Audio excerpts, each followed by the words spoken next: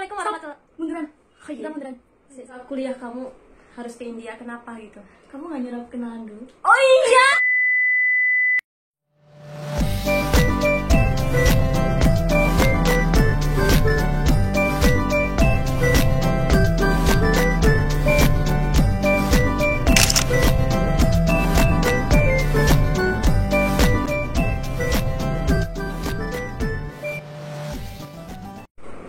Assalamualaikum warahmatullahi wabarakatuh. Kembali lagi dengan JFMI Channel. Hari ini aku ada di rumah adik kelas aku. Jadi aku mau tanya-tanya dan ngobrol santai sama dia. Kita langsung aja panggil orangnya. Bill, sini. Hai semuanya. Halo teman-teman YouTube-nya Kak Hilda dan Yumi. Oke, ini adik kelas aku. Jadi aku mau ngobrol santai sama dia. Oke. Oke, untuk guest aku yang terhits, silahkan untuk diperkenalkan diri. Halo semuanya, kamu punya nama sebutan nggak buat apa sih viewers kamu gitu apa? Hai Sobat Jeva. Oh gitu, hai Sobat Jeva, nama aku Ilminya masa nggak ke bawah? Hai Sobat Jeva Ilmi. Oke, hai Sobat Jeva Ilmi, aku Sabil. Ya Sabil aja panggilnya. Currently aku lagi pursuing my bachelor degree di Aligarh Muslim University. Aku adik tingkatnya Kak Hilda. Aku sekarang mau menuju semester 5. Terus jurusannya bahasa psikologi. Udah gitu aja sih. Udah jurusan psikologi dan sekarang dia udah mau semester 5. Mau semester 5 lah ya. Oke, kita langsung aja ngobrol santuy nih karena aku kepo banget ya. Kenapa sih dia tuh bisa milih buat dia lanjutin kuliah tuh di India? Kenapa sama India? Kita langsung aja. Apa sih alasan kamu tuh pilih India? Ada aku tuh malu tau sebenernya. Gak tau kayak udah lama gitu kan ngomong di depan kamera, jadi ya udah. Kalau ditanya kenapa sebenarnya aku tuh ngelanjutin bachelor aku di India gitu kan. Alasan pertama ya Kak, sebenarnya aku tuh pengen cari more experience. Aku pengen cari experience lebih gitu, terutama experience buat tinggal di negara orang, experience ketemu sama orang baru di lingkungan baru dan lain sebagainya. Karena aku tuh pernah ingat, aku tuh pernah ketemu sama ibu-ibu di satu gereja di Thailand. Jadi kamu masuk gerejanya? Enggak. Jadi ceritanya tuh dulu pernah pertukaran ke Thailand, terus pas banget aku dapet teman itu anak Katolik.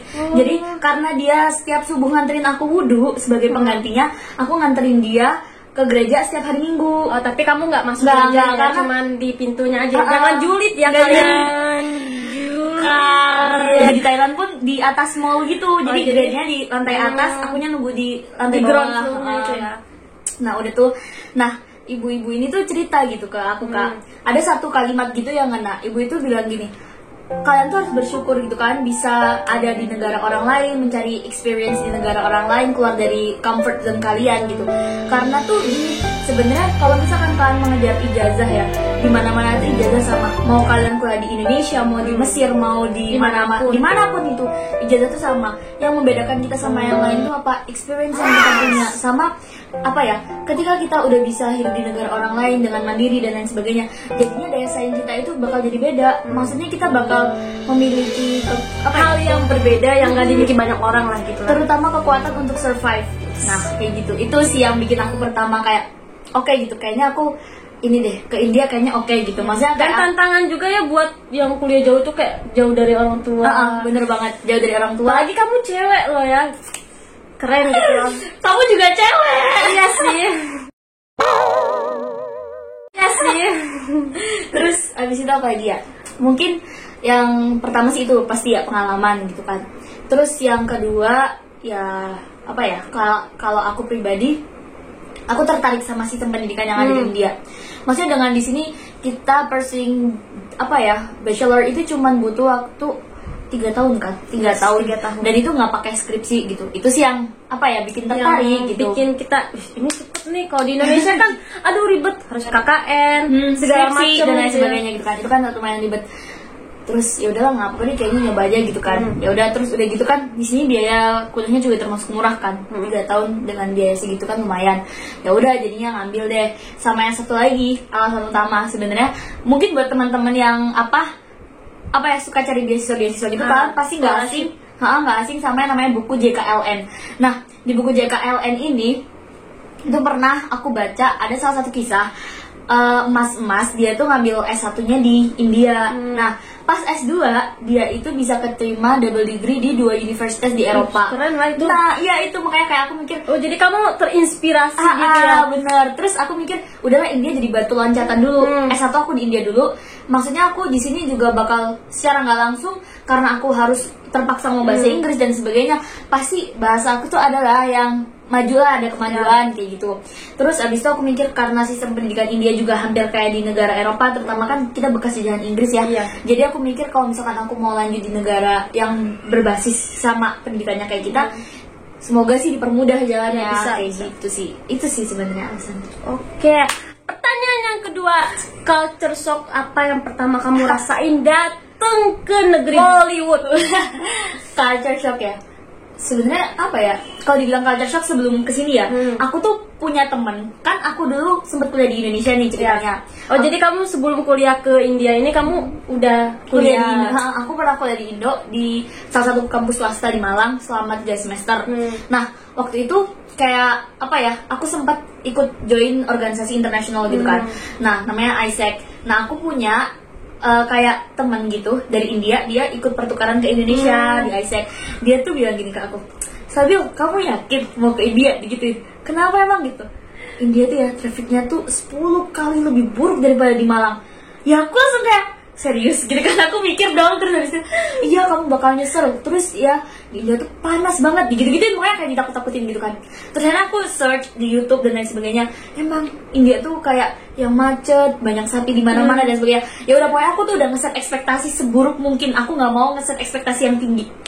Bener dong, waktu aku awal datang, kalian tahu aku datang ke India tuh aku pakai hoodie. Dan itu posisinya lagi summer. Aku tuh aneh banget karena aku mikirnya kalau misalkan kayak di Malang ya, ya udah sih summer aku bisa gitu loh. Kayak tuh kan dingin kan biasanya. Aku tuh tipikal orang yang kalau kena dingin aku gampang pipis, males. Akhirnya ya udah antisipasi aku pakai hoodie aja gitu kan.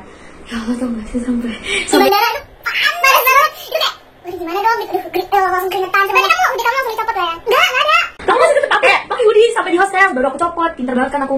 Nah itu ya udah akhirnya itu sih yang pertama. Cuaca, ternyata panasnya tuh ngelebihin cuaca yang ada di Malang gitu kan. Terus yang kedua, trafficnya tuh aku kira tuh ya udah traffic biasa gitu loh. Terus trafficnya parah banget. Parah di mana? India atau Indonesia? Ya ampun, jangan nanya, pasti India lah. Udah gitu mah apa sih? Selain itu Hong sih.